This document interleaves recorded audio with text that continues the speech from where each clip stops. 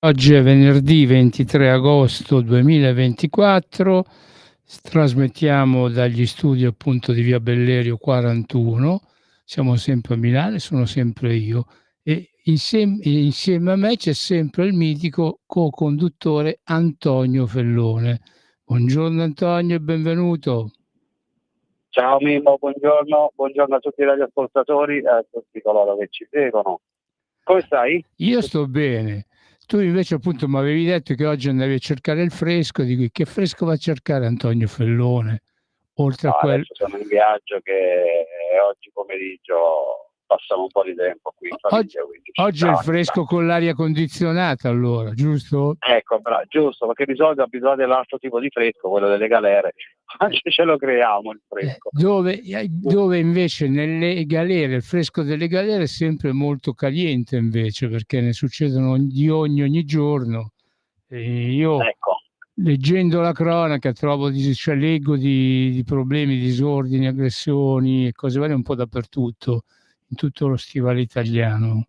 Però eh. appunto noi Però tu abbia lo sai come la penso, io mi immoto, avevo detto la puntata scorsa, come ci siamo visti nell'ultima trasmissione, noi non facciamo la cazzo di risonanza alla popolazione detenuta e tantomeno a quella parte politica che incita tutti i giorni i detenuti a creare disordini all'interno degli istituti.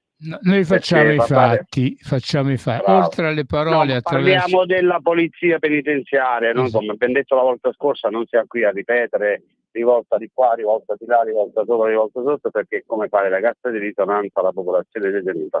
Come Eh, che noi rappresentiamo il corpo di polizia penitenziaria, ci piace parlare di polizia penitenziaria, non certamente ci facciamo usare ripeto, dalla popolazione detenuta e da una parte politica che da mesi ormai incita, parlando spesso fuori luogo, delle carceri, considerato che la maggior parte di questi signori disconosce totalmente quello del mondo carcere. Basta pensare, scusatemi,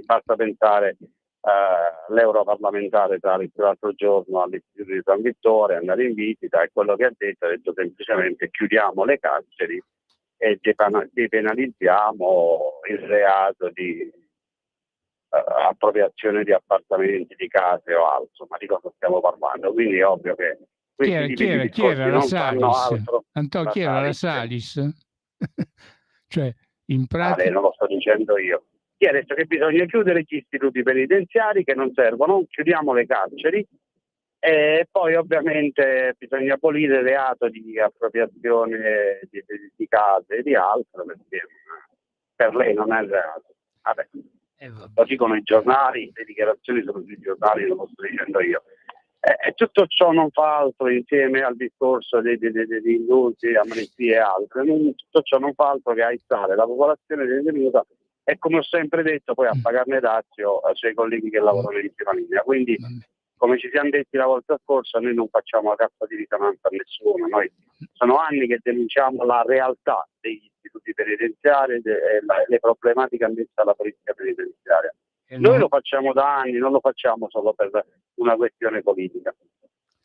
A posto. Vabbè, comunque io oggi, come al solito, devo prendere spunto da una pagina del Messaggero quotidiano che io compro spesso e volentieri, e a pagina 13 del Messaggero di oggi c'è "Addio ad Ettore, garante dei detenuti, il cordoglio della Meloni".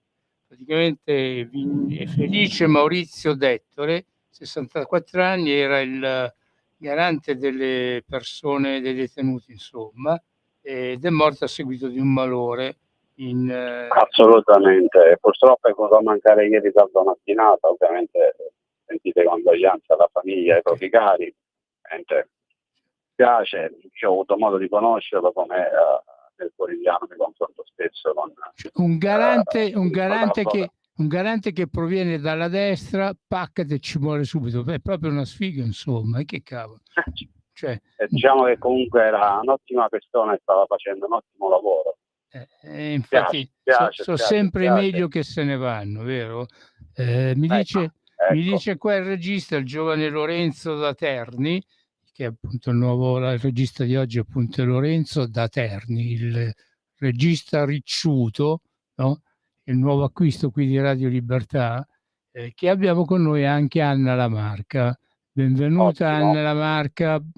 Grazie, Ciao, Anna. grazie, buon pomeriggio Ciao, a Anna, tutti. ciao. Ciao Antonio, ciao. Allora c'è stato Antonio che ha spiegato prima appunto che questa radio, questa nostra trasmissione è quella in cui si parla delle galere, ma riferite appunto a chi nelle galere ci lavora e senza aver commesso mai nessun reato, perché nelle galere ci sono quelli che appunto commettono dei reati e che giustamente stanno espiando la loro colpa all'interno appunto degli istituti, e poi ci sono quelli come voi che invece ci lavorano. E noi appunto sono anni che parliamo di quelle che sono le problematiche dei lavoratori del settore, e sono anni che appunto, soprattutto tu Anna Lamarca, quando parli del tuo lavoro, ne parli dando sempre un accenno molto attento e partecipato a quello che è anche la situazione dei detenuti, cioè tu non parli solo dei detenenti che sono appunto i tuoi colleghi di lavoro e tu stesso, insomma, ma parli appunto anche di quelli che sono i vostri sforzi per cercare di applicare quello che è il dettato costituzionale, che è quello della rieducazione, oltre che diciamo, della custodia, nel miglior modo possibile.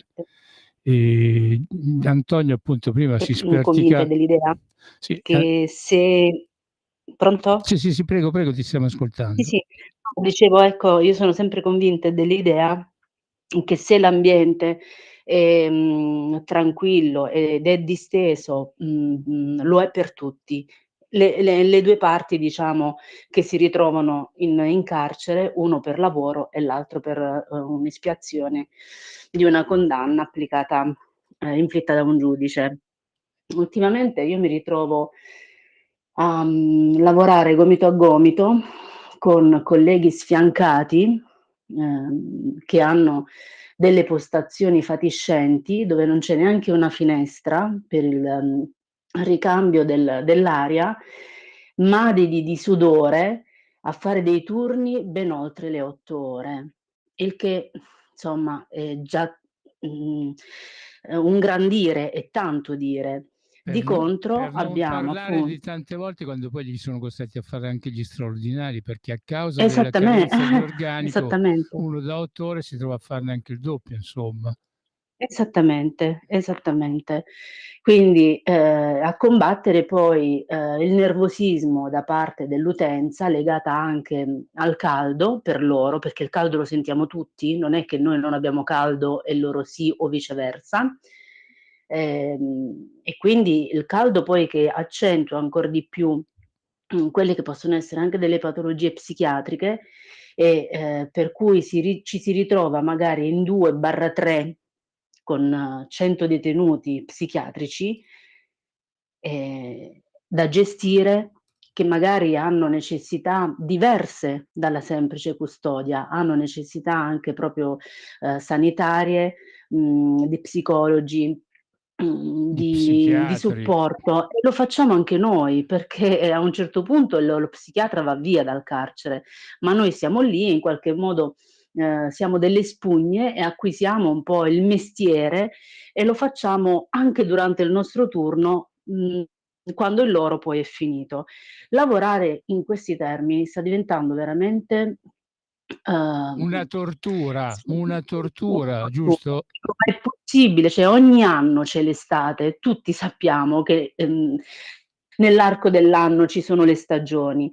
Arriva l'estate puntuale, abbiamo che l'acqua in alcuni istituti non c'è sempre, ma c'è a fasce orarie. Voi provate a pensare un detenuto che, vuole farsi una doccia, no, non c'è l'acqua per 3 ore, c'è l'acqua dalle 17 alle 19, quindi si deve concentrare tutto cosa che sta succedendo ultimamente in diversi istituti anche della regione Emilia Romagna. Ma Perdonami, non sì, Anna Lamarca, perdono l'interruzione. sì. Cioè, nella regione Emilia Romagna accade che manca anche l'acqua. Cioè, se tu mi Sì, sì, parlavi della Campania, della Puglia, della Calabria, no. la Sicilia avrei potuto non stupirmi, ma addirittura nella rossa Emilia Romagna c'è carenza di acqua. Cioè, io non ci posso credere, insomma. No, no, assolutissimamente lo posso confermare. Tra l'altro io, siccome faccio parte dei vari gruppi WhatsApp degli istituti del distretto Emilia Romagna e Marche, è di qualche giorno fa l'avviso che nella caserma degli agenti l'acqua ci sarebbe stata a fasce, tipo dalle 10 alle 11 del mattino, poi dalle 14 alle 15, dalle 17 alle 19, dalle 22 alle 23:15, una cosa simile. Quindi io immagino il collega che finisce il lavoro a mezzanotte, su dopo che ha fatto un 16-24, l'acqua alle 23:15 non c'è più. Come si fa la doccia? Si porta la tanica da casa, quello è il Eh problema. sì, certo, solo che molti sono accasermati che le case ce le hanno giù. Veramente Dico, ma sì, è una cosa era di qualche impensabile. giorno fa questo avviso nella caserma a Rimini, dico anche l'istituto, alla caserma di Rimini. Cioè, è successo anche dove lavoro io adesso attualmente a Reggio Emilia che, c'è stato un problema con le tubature per cui l'acqua i colleghi non l'hanno avuta per diverse ore in caserma, idem anche i detenuti. Allora il collega bene o male, in qualche modo si arrangia o comunque non dico che accetta di buon grado, però essendo una persona che comprende le difficoltà di una manutenzione di un istituto più o meno grande, più o meno nuovo, più o meno vecchio, okay, va bene, ci passa sopra, ma, aggravare ulteriormente una detenzione con un problema di mancanza di acqua, il detenuto trova subito il pretesto per accendere la miccia. Queste cose non riusciamo mai a anticiparle, sapendo che la stagione estiva comporta determinati problemi.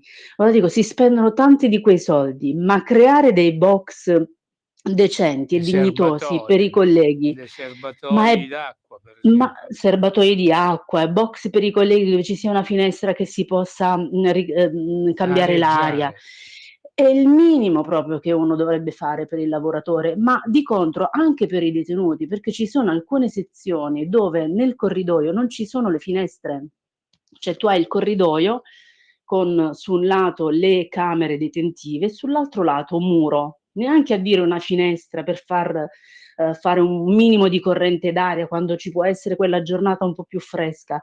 Quindi troviamo tutti questi ventilatorini accesi, oppure le pale, laddove si è più fortunati, le pale a soffitto, a cercare di smuovere un po' l'aria.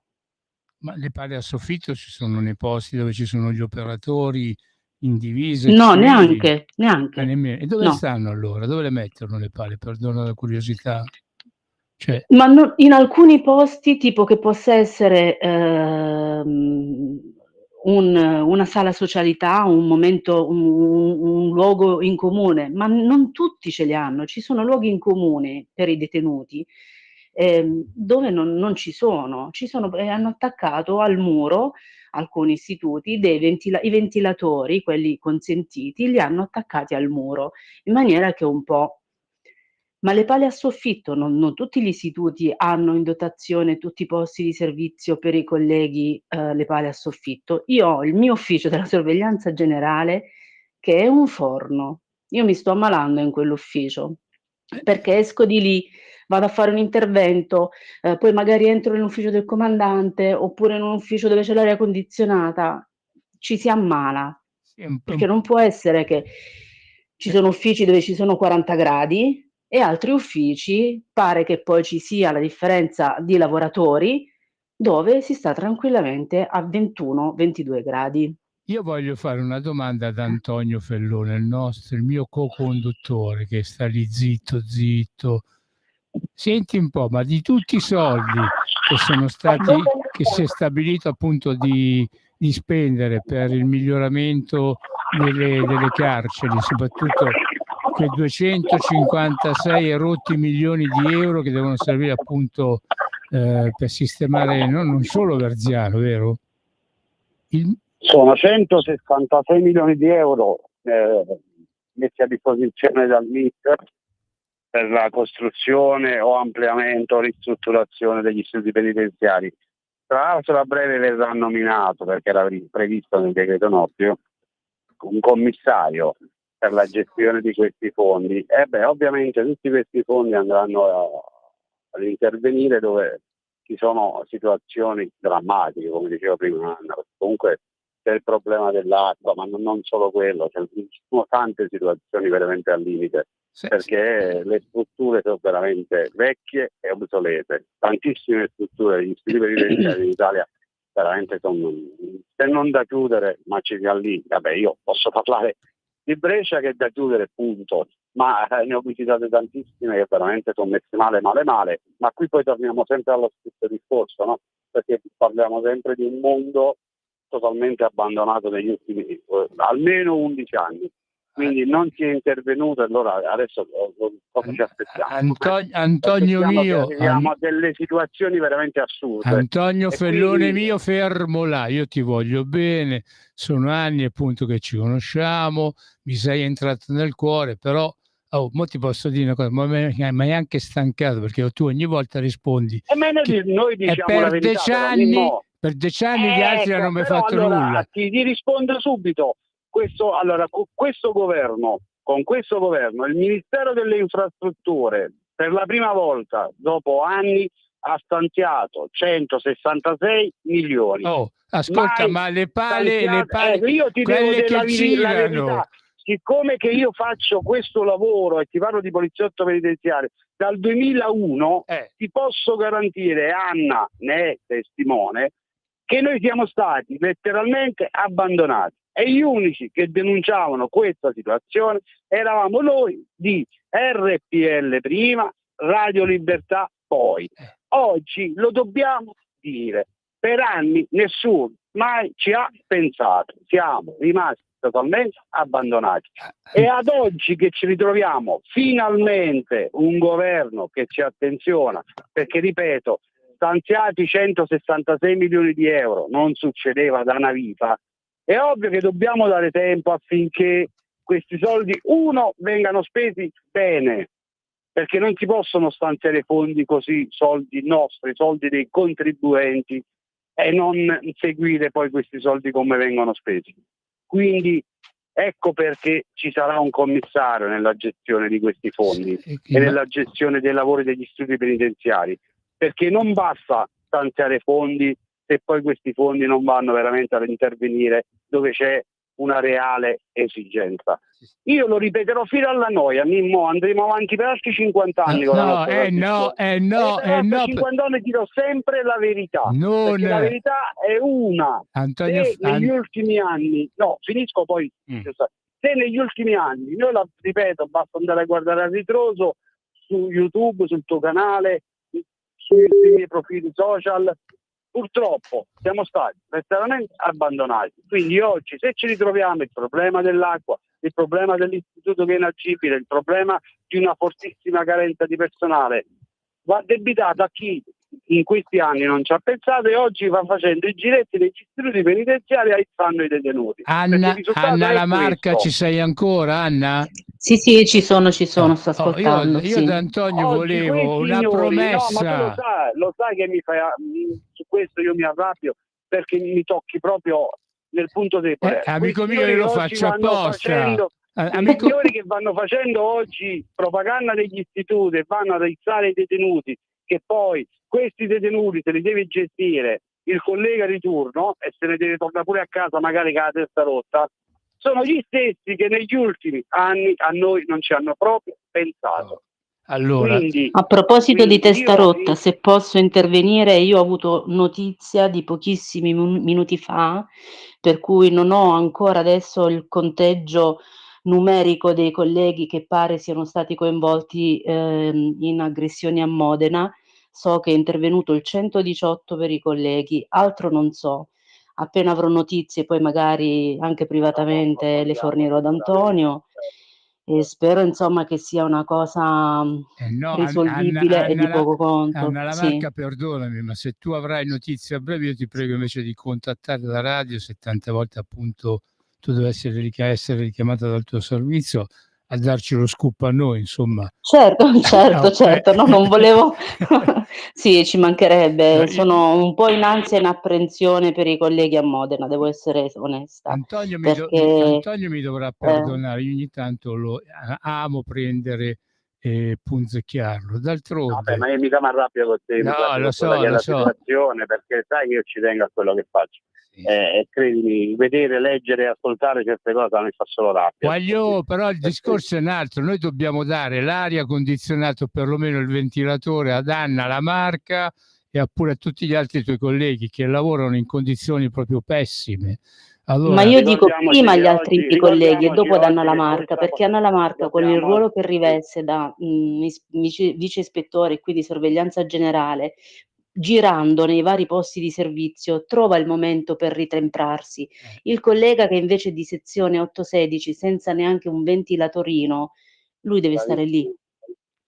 guarda, Io ce ne abbiamo un altro qua di co-conduttore che al momento non c'è perché sei in servizio e che ecco, ti avrebbe è un altro che tranquillamente veramente risposto.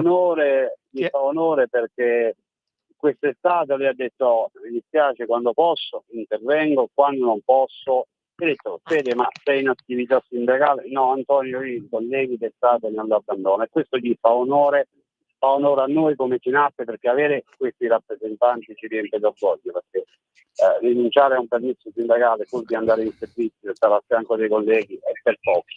Antonio, ti devo bloccare Uno di perché il questi. regista mi dice che abbiamo un ascoltatore? No, no. Cioè, fra un attimo, anzi, subito ci dobbiamo bloccare perché abbiamo la pausa pubblicitaria e Va riprendiamo bene, subito. Pubblicità. ok.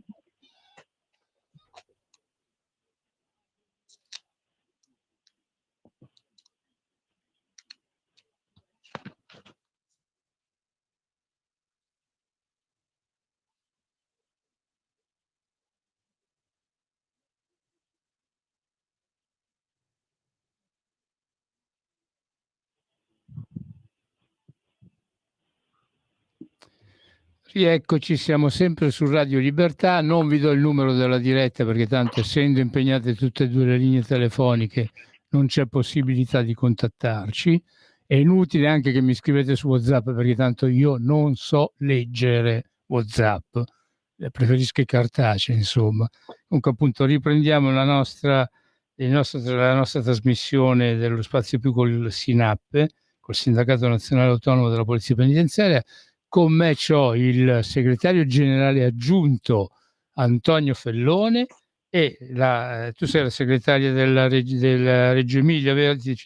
Dell'Emilia Romagna, vero, Anna La Marca? O confuso? Emilia Romagna e Marche, Emilia vice Romagna. segretario regionale Emilia Romagna e Marche. Che ti piace di più, l'Emilia Romagna o le Marche come istituti? Quali è che sono sistemati meglio, secondo te? Allora, ci sono istituti, nelle Marche, che hanno dei, valorosi rappresentanti sindacali del SINAP, che riescono ad interloquire in maniera pacifica, con comandanti e direttori, quindi a risolvere le problematiche e a far sì che tutti possano gioviare di questo clima distensivo. Questo è legato proprio all'intelligenza delle persone, perché iniziare a farsi delle guerre e porsi in posizioni di contrasto l'un con Non l'altro serve a quando niente. l'obiettivo è no, non serve a niente. Serve a soltanto a dispendere energie, a perdere di vista l'obiettivo che è comune l'obiettivo, e a farsi delle guerre interne che, lasciano il tempo che trovano. E i colleghi che devono eseguire, che sono quelli che sono in prima linea, che si trovano più poi allo sbaraglio, non avendo, un punto di riferimento fermo. Il dare una per fare un esempio, dare una risposta ad un detenuto, ad una sua problematica, e dopo 2 minuti dargliene un'altra, e dopo 5 forse si ricambia ancora, non fa altro che creare delle illusioni nel detenuto, E creare delle un malcontento e una esasperazioni. rabbia che Certo. la sfoga sul povero collega di sezione. Non è che il detenuto se la va a prendere con chi gli ha detto una cosa, poi dopo un'altra e dopo un'altra ancora. Si sfoga col collega, perché inizia a fare: "Voi qua non mi capite, mi state prendendo in giro", e si innescano una serie di meccanismi che entrano in una circolarità viziosa di quello che è un'escalation, di aggressioni, di rabbia, di frustrazioni, che non fanno altro che acuire già una condizione tremendamente precaria. Certo. E quindi lottare contro, queste situazioni, quando si trovano dei muri, uno fa fatica, fa veramente tanta fatica. Per cui bisogna fare squadra con tutti, indipendentemente dal grado, indipendentemente anche dal sindacato, perché il bravo sindacalista si vede in questo: ognuno fa l'interesse del lavoratore, non del lavoratore iscritto. Certo. È diverso. Perché ci sono lavoratori che decidono di non iscriversi a nessun sindacato e che fa? Li lasciamo indietro, nessuno ci pensa perché non hanno nessun sindacato? No, quelli sono i primi che devono essere tutelati. Proprio perché bisogna acquisire la fiducia e far capire che c'è chi si impegna realmente fino in fondo e c'è chi li tira fuori da problematiche annose che si ripresentano costantemente nel tempo. Anna Lamarca, che ti posso dire una cosa, Sì. mi piaci perché appunto io invece in passato di quello che è il vostro settore ho conosciuto, diciamo, situazioni poco simpatiche. Perciò appunto avere te che in cui appunto non fai distinzione sul collega, a me non può far solo che piacere, insomma, perché appunto fai conto che l'altro co-conduttore aveva ricevuto richieste: se vuoi gli anfibi, se vuoi la divisa, iscriviti al mio sindacato. Ecco, queste sono cose che a me mi fanno un po' innervosire. Quando tu appunto che sei, oltre che essere una lavoratrice proprio con tutti gli attributi, passamela questa battuta qua, a livello sindacale Sì, sì. poi ti esprimi in questa maniera, appunto io più che esprimerti il mio apprezzamento, la mia ammirazione, io non posso fare, lo faccio, anzi lo faccio ben volentieri attraverso le frequenze di Radio Libertà. Antonio Fellone, cosa rispondi tu a questa tua collega, oltre che di lavoro anche di sindacato?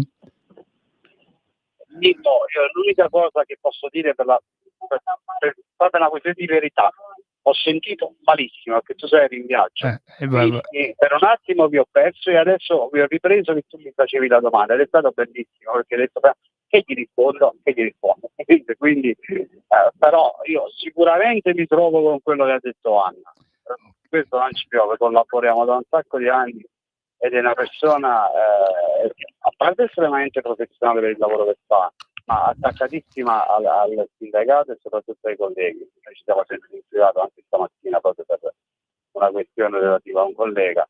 Quindi chiedo scusa anche ai radioascoltatori, però vi ho perso e quindi una parte del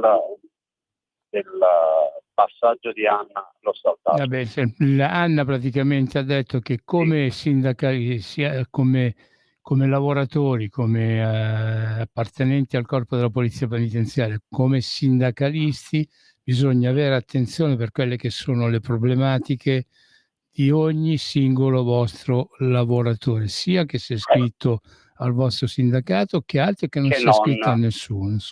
Questo è il nostro modus operandi da anni, almeno io faccio questa attività dal 2002 e ti posso garantire che è il mio, ma è il nostro, di tutta la nostra organizzazione.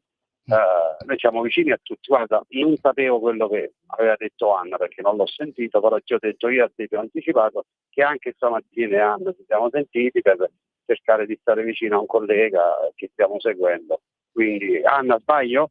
Io non avevo sentito No, il messaggio. È giusto, assolutamente non sbagli.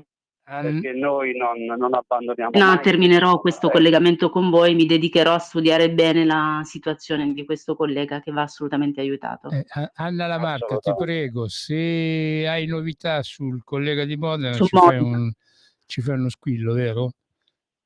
Sì, ascolta, promesso. io devo ringraziarti per il tuo intervento, per la tua partecipazione, per le tue parole, per le tue convinzioni e però ti devo salutare perché dobbiamo passare anche a un altro ospite. Oggi abbiamo solamente 2 linee, visto che Antonio anche lui al telefono. Nessun problema, grazie a voi per il tempo che dedicate a noi, saluto tutti voi e buon proseguimento. Grazie. A presto Anna, grazie. Ciao Anna. Ciao. Grazie Anna Lamarca del SINAP, Sindacato Nazionale Autonomo della Polizia Penitenziaria. Ora ci mettiamo in collegamento con l'altro, con il nostro amico Pasquale. sì, con Pasquale Gallo, che è il segretario nazionale ce l'abbiamo già. Abbiamo già con noi anche Pasquale Gallo. Pasquale Gallo, buonasera e benvenuto fra noi. Buonasera a tutti voi amici di Radio Libertà. Un abbraccio a tutti. Un abbraccio. Ciao Pasquale, ciao. Ciao Antonio. Antonio, anche se si sente uno schifo la tua voce. Lo so, ma te l'avevo detto, però tu sai, a prescindere noi ci siamo. Sì, allora. In auto, in spiaggia, in montagna, al lavoro, noi ci siamo sempre, perché il venerdì per noi è sacro. Quindi chiedo scusa, l'ho fatto già anche prima, se mi sentite male, ma sono in auto. Vabbè, comunque mo ti sentiamo. Preciso che non sto guidando io, quindi posso stare al telefono. Io volevo un'ammissione di responsabilità. Ecco. È strano sentire Antonio Fellone che parla al telefono e che contemporaneamente non guida pure. Com'è? No, quando io guido non so al telefono, mi mo. E tu lo sai, a me dall'orecchio mi entra, dalla bocca mi esce, non per niente sono un conduttore radiofonico. Antonio, dai, fai tu le tue le domande. Ti lascio, guarda, te lo lascio a te Pasquale. Pasquale, a me sempre fa piacere sentirlo, anche se ci sentiamo in privato, perché in Campania, stiamo vivendo una situazione molto delicata e particolare. Voglio ricordare che abbiamo lo stato di agitazione, perché, ripeto, sono mesi ormai che accadono situazioni assolutamente spiacevoli. Però voglio che ce le racconta Pasquale e ci racconta quella che è la situazione attuale della Campania. Sì, confermo quello che diceva Antonio. La situazione della Campania attuale è sempre la stessa, se non peggiorata dal discorso del piano ferie estive, dove alla già nota carenza di personale in Campania mancano circa 1.000 uomini, 1.000 unità di polizia penitenziaria rispetto alla pianta organica prevista. Si aggiunge poi la criticità connessa al piano ferie. Anche gli agenti penitenziari hanno diritto alle ferie come tutti e molti di loro rinunciano alle ferie, altrimenti non si potrebbero tirare avanti le carceri in Campania di questo periodo. Ultimo episodio in ordine è stata la rivolta di Poggioreale, del padiglione Avellino, dove hanno incendiato materassi, e dove solo grazie all'intervento dei nostri colleghi si è evitata una tragedia. E purtroppo in Campania c'è una situazione allarmante, drammatica, motivo per il quale noi siamo in stato d'agitazione ormai da mesi. Non sappiamo più a chi rivolgerci. Ovviamente i problemi sono tanti, derivano principalmente dalla carenza di personale e dal sovraffollamento, il forte sovraffollamento. La Campania è seconda solo alla Lombardia come sovraffollamento e ha circa 2.000 detenuti in più rispetto alla capienza normale. Si pensi che soltanto Poggioreale ha circa 700 detenuti in più rispetto alla capienza ordinaria, visto che è chiuso anche un padiglione Napoli che contava 350 detenuti. Siamo ai limiti del collasso.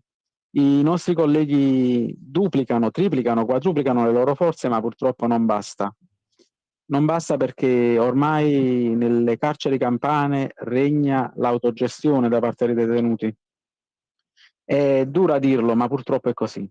Servono provvedimenti drastici, servono inasprimento delle sanzioni per chi commette dei gravi reati all'interno degli istituti, rivolte, aggressioni, spaccio di droga, traffico di telefonini, applicare le norme, applicare il 14 bis, applicare anche il 41 bis all'interno delle carceri, non solo al singolo detenuto, perché purtroppo siamo arrivati alla frutta. Non possiamo, se abbiamo toccato il fondo, non possiamo più continuare a scavare. Questa è la situazione e tutti ne siamo a conoscenza. Purtroppo il governo ha ereditato una situazione difficilissima, che deriva da anni di una mala gestione, di una cattiva gestione del carcere e di un'indifferenza nei confronti del corpo della polizia penitenziaria. Solo adesso si sta mettendo mano, grazie al governo attuale, però purtroppo bisogna correre perché dobbiamo recuperare tutto l'arretrato e la polizia penitenziaria non può più aspettare. Pasquale, una domanda. A Poggio Reali, quanti agenti ci dovrebbero essere? A Poggioreale ci dovrebbero essere su una pianta organica circa sotto 920 agenti circa, però effettivi, perché noi parliamo sempre di effettività, perché noi dobbiamo considerare anche le assenze legittime a cui hanno diritto il personale e le assenze. E il carcere di Poggioreale va avanti con circa 500 unità di personale. Siamo quasi alla metà del personale previsto, perché comunque ci sono i diritti soggettivi, ci sono i permessi 104, ci sono gli stati di malattia a lungo termine, perché personale in gran parte anziano, prossimo alla quiescenza, prossimo alla pensione, e che purtroppo si porta con sé ovviamente problemi fisici, problemi di salute. Diciamo che E siete quindi a meno del 50%, cioè voi siete siamo quasi al 50% di presenza effettiva, magari sulla carta ce ne sono di più, perché risultano in servizio anche colleghi che magari non sono effettivamente in servizio, perché comunque hanno dei diritti soggettivi giustamente dai quali non si può prescindere, tipo lo stato di salute o l'assistenza a personale infermo o disabile. E nella dotazione organica del personale bisogna tener conto anche di questo. Non bisogna più fare soltanto il rapporto detenuti-agenti. Questa è una gestione arcaica del modo di decidere il personale. Bisogna vedere pure in quella determinata regione, in quel determinato istituto, quanti sono i diritti soggettivi del personale, e in base a questo anche fare le piante organiche. Ma questo è un discorso che chiaramente a livello di sindacato uno non intende, ma io per presentarlo agli ascoltatrici e agli ascoltatori, per dire un padiglione, quanti detenuti può contenere? 300? Pensi che il padiglione Napoli, che era uno dei più grandi di Poggioreale, conteneva 350 detenuti. 350 detenuti, che attualmente è chiuso per lavoro di ristrutturazione. E vista la chiusura di questo padiglione, visto che Poggioreale comunque è una circondariale ed è costretta ad accettare detenuti che arrivano, non può mandarli indietro nel momento in cui un detenuto viene arrestato e viene portato a Poggioreale. Si aggiungono letti nelle celle, ci sono celle dove si raggiungono i 9 letti, stanze dove si raggiungono i 9 posti. E lei capirà che comunque è ingestibile una situazione del genere, dove abbiamo un solo agente che soprattutto nel piano ferie è costretto a gestire 2-3 piani di detenuti. Ed è qua e 2-3 piani. Pasquale, qua che io volevo arrivare. Sì. Tu dicevi che il padiglione Napoli, che ora è chiuso, conteneva 350 persone detenute. Praticamente, prima parlavi della rivolta che è scoppiata al padiglione Avellino, si può dire che in ogni padiglione circa 500 detenuti sono quelli che vivono, giusto? E per massimo di 500, sì, fino a un massimo di 500. Oscillano tra 300 e 500. Sì. E per un massimo di 500 detenuti può essere che un agente solo o due siano comandati appunto a controllarli? Può essere? Purtroppo succede, non può essere, ma purtroppo succede. Succede perché giustamente nel momento in cui non c'è personale, le carceri non possono chiudere, devono restare aperte, e magari il collega, il povero sfortunato che si trova in sezione, perché magari l'altro collega che era già previsto sul piano o sugli altri piani viene inviato in un ospedale per una visita urgente, perché poi succede anche questo. Molti detenuti, siccome c'è una totale assenza del personale sanitario, e i medici sono pochi, gli infermieri sono pochi, molto spesso un detenuto, anche per una semplice radiografia, per una caduta, per un piccolo problema sanitario, è costretto a ricorrere alle cure del pronto soccorso esterno. E mandare un detenuto in alta sicurezza all'esterno significa inviare con lui circa 3 o 4 unità di personale. E improvvisamente un collega che si ritrova in sezione è costretto a lasciare la sezione ed andare ad accompagnare il detenuto all'ospedale, e quindi si sguarnisce la sezione. Cioè praticamente anche a Poggioreale succede quello che accadeva e che accade tuttora a Opera o anche a San Vittore Corinano. Esatto, sono le stesse dinamiche purtroppo, e io ripeto, servirebbe un gruppo, diciamo, un dinamico, chiamo io, no? Operativo, di persone a disposizione che si occupano esclusivamente di queste cose, dal momento che neanche il nucleo di traduzioni più bastano. Le nucleazioni delle regioni, che sarebbero quelli deputati ad effettuare servizi di traduzione e piantonamento, sono allo stremo e non riescono a prendere in carico i piantonamenti dei detenuti.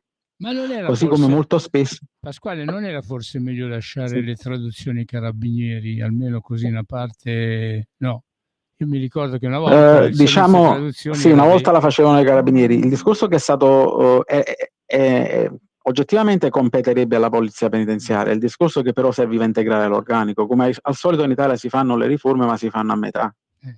Purtroppo noi abbiamo preso in carico quello che facevano i carabinieri senza integrazione di unità. Quindi guarnire ulteriormente l'organico. È stata un'operazione per recuperare personale, per analizzare le risorse. Senti, E adesso ne stiamo pagando le conseguenze. Chissà per quanto ancora dovremo pagarne, insomma. Sì. Una domanda. Sicuramente. Tu hai notizia di come sono le condizioni negli altri istituti della Campania? C'è qualche... Sì, in particolare oltre Poggioreale c'è Salerno che vive un momento drammatico dove ci sono circa 200 detenuti in più rispetto alla capienza del carcere.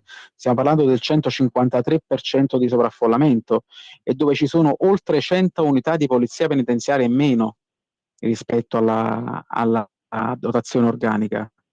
E parliamo anche di Avellino, che vive nella stessa situazione. Recentemente c'è stata un'ispezione della Camera Penale dell'Ordine degli Avvocati di Avellino che hanno portato alla luce l'allarmante situazione del carcere di Avellino, del sovraffollamento, della carenza di personale di circa 80 unità. Parliamo di 80 unità su un carcere che ne dovrebbe avere 200-300 unità di organico e dove mancano 80 unità sono tantissime. E dove c'è anche lì un fortissimo sovraffollamento dei detenuti. Dove purtroppo, visto che le sezioni detentive e le carceri sono anche una sorta di organizzazione criminale esterna che si riprodotta anche all'interno delle carceri, dove purtroppo servirebbe maggior sicurezza. Siamo in un periodo in cui servirebbe una maggior vigilanza, una maggior sicurezza e dove purtroppo non c'è la possibilità di attuarlo, visti i numeri, e i detenuti stanno prendendo il sopravvento, visto che in Campania c'è anche un alto numero di detenuti alta sicurezza, cioè collegati alle organizzazioni criminali esterne, e anche detenuti che non sono catalogati come alta sicurezza, comunque in Campania sono in un certo senso comunque ricollegabili a famiglie criminali. E purtroppo questa è una situazione. Sai Pasquale, io ho una certa età, no? Però appunto io mi ricordo circa 40 anni fa una persona appunto un imprenditore del crimine che praticamente costruì la sua fortuna stando all'interno delle galere, e mi riferisco a Don Raffaele Sì. Cutolo, no?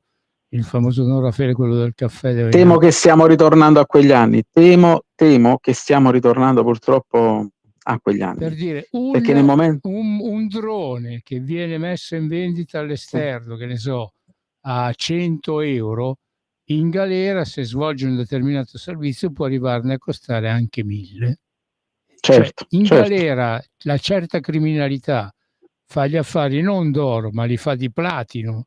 Perciò appunto se lo Stato italiano non si mette in condizione di applicare quella che è la legge, perché poi qua in fondo si tratta di applicare la legge.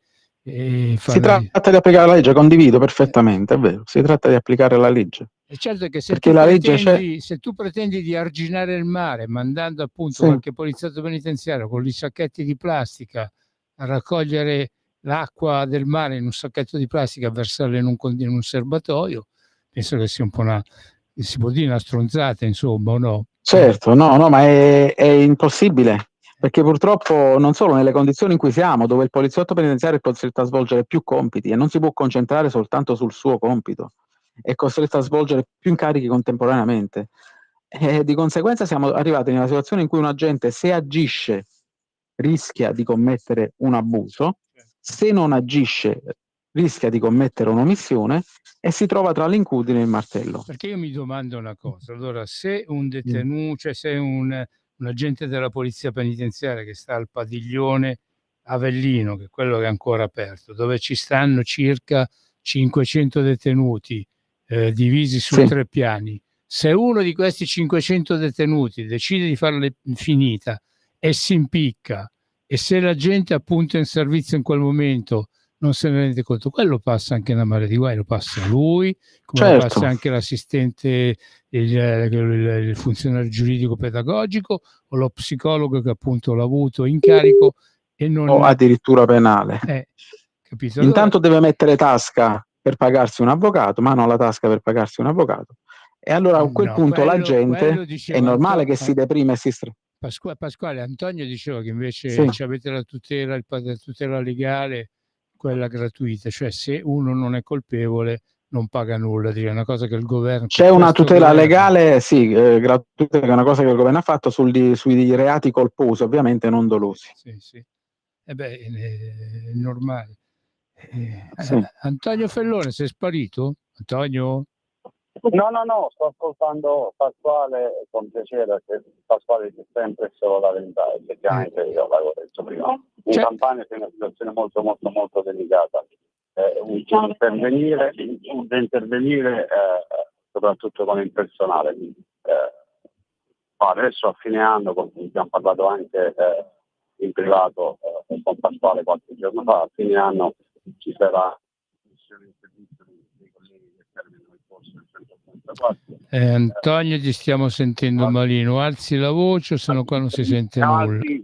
Ho detto a fine anno ci sarà l'immissione in servizio dei colleghi che terminano il corso, poi ci sarà l'assunzione di altre circa 3.000 unità che termineranno l'iter concorsuale entro fine anno, quindi un po' di risorse stanno arrivando. Però il problema principale della Campania, ma come della Sicilia, come della Puglia, come della Calabria, diciamo le regioni del sud, è che ci sono tanti colleghi che l'anno prossimo andranno in pensione, quindi ci sarà un turnover che speriamo che non faccia troppo danni.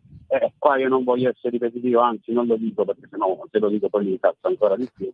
Questo è un qualcosa che andava previsto qualche anno fa, non per arrivare a mesi prima che i colleghi vanno in pensione e tu veramente non sai più da dove assumere, perché il numero è veramente altissimo. Lo diceva prima Pasquale, parlavamo della Campania, ma io ripeto, lo stesso problema lo vive la Sicilia, lo stesso problema lo vive la Puglia e altre regioni del sud, perché si ritrovano con un personale estremamente anziano, vicino alla pensione, ci deve essere ovviamente il ricambio, e quindi ecco perché i numeri sono sempre peggio.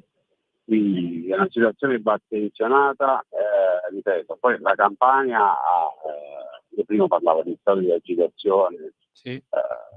Si sono unite tutte le organizzazioni sindacali, e quando si riuniscono tutte le organizzazioni sindacali vuol dire che veramente qualcosa di tosto c'è, e Pasquale me l'ha confermato. Speriamo bene che la situazione vada man mano migliorando, però ci vogliono tante attenzioni, ma io sul merito sono tranquillo perché conosco chi opera, sono certo che le attenzioni ci saranno, e come sono certo che comunque la situazione man mano che passa il tempo dovrà certamente migliorare, perché comunque più basso di così io credo che difficilmente si può andare. Pasquale ci ha parlato del problema di Napoli, di Avellino e di Salerno. Perdonami, scusa. Pasquale ci ha appunto parlato di Napoli, di Poggioreale, di Avellino e di Salerno. Ci sono anche altri... Ma io direi che Pasquale può darmi solo che ragioni, io credo, sì, questi diciamo sono questi che hai citato tu, sono gli istituti con maggiori problematiche, però io vorrei ricordare la questione della chiusura di Pozzuoli, del ciclo femminile di Pozzuoli, la problematica si è spostata comunque all'istituto di Secondigliano, sbaglio Pasquale, dove comunque sì, perché 75 detenute sono state comunque assegnate al carcere di Secondigliano, e quindi si è dovuta aprire una nuova sezione, un nuovo reparto con l'ausilio del personale di Pozzuoli. E quindi anche Secondigliano vive una situazione diciamo sotto organico, però ovviamente dovendo parlare di situazioni più diciamo allarmanti sono soprattutto queste tre realtà, a cui aggiungerei anche Carinola, ma anche Secondigliano vive una realtà dopo la chiusura di Pozzuoli drammatica. Mi ho anticipato perché volevo citare anche Carinola, perché anche lì sì. la situazione non è proprio diciamo. È esplosiva, è vero. Anche lì le rivolte sono all'ordine del giorno. Bravissimo. Il personale è poco. Ci sono stati dei problemi in Puglia, pure a Bari, quindi c'è una situazione un po' particolare. Quindi ed è il problema del turnover, perché effettivamente il numero dei colleghi anziani al sud è veramente alto. Certo, l'unica cosa che aggiungo è che laddove manca il personale, e manca dappertutto, questo l'abbiamo detto, bisognerebbe agire sulle leve motivazionali, sulla pacca sulla spalla al collega, ma purtroppo non avviene più neanche, perché quel poco di personale che ci è rimasto, io dico sempre, teniamocelo ben stretto, non lo facciamo scocciare, cerchiamo di tutelarlo, cerchiamo di aiutarlo, cerchiamo di motivarlo, ognuno per i propri ruoli, la catena di comando si assuma le sue responsabilità e non lasci il collega da solo, emarginato nella sezione, dove non sa più cosa fare, dove, ripeto, se agisce rischia di commettere un abuso e se non agisce un'omissione. In questi casi un'assunzione di responsabilità maggiore da parte di tutta la catena di comando fino al provveditore regionale dovrebbe in un certo senso alleviare la sofferenza che sta vivendo il personale di polizia penitenziaria. Sì, hai perfettamente ragione. Chiaro. Ragazzi, prima di chiudere la trasmissione ci tenevo a fare un passaggio. Purtroppo è avvenuta una tragedia. Sulla Salerno-Reggio Calabria ha perso la vita una bambina di 7 anni. E questa bambina era figlia di un collega, anche lui coinvolto nell'incidente. Quindi volevo dare un abbraccio al collega e un bacio. Un grosso abbraccio, veramente tanta solidarietà da parte anche di tutti noi qui in Campania. Mi sconvolgono, quindi un abbraccio forte al collega e un bacio all'altro che si guarderà dall'alto. Però ci tenevo perché purtroppo sono tragedie che fanno veramente male. Va bene, Antonio e Pasquale, io vi devo ringraziare per la vostra... Liquidare o ringraziare? No, ringraziare che liquido. È sempre un piacere, grazie a voi. Pasquale, quando lo vediamo da vicino a Mimmo lo facciamo liquidare. Sì, dai, qua mi sa che dovremmo raddoppiare la trasmissione, perché se andando in pensione un sacco di vostri colleghi, qui dovremmo aumentare le trasmissioni in maniera da far sentire a quelli che stanno ai piani di sopra, mi riferisco al piano sopra. A prescindere da tutto, sì, è un'idea che si può organizzare, ben venga, più tempo per la polizia penitenziaria, a noi fa solo che piacere. Dobbiamo valutarla sta cosa, perché la polizia penitenziaria deve avere l'attenzione che merita.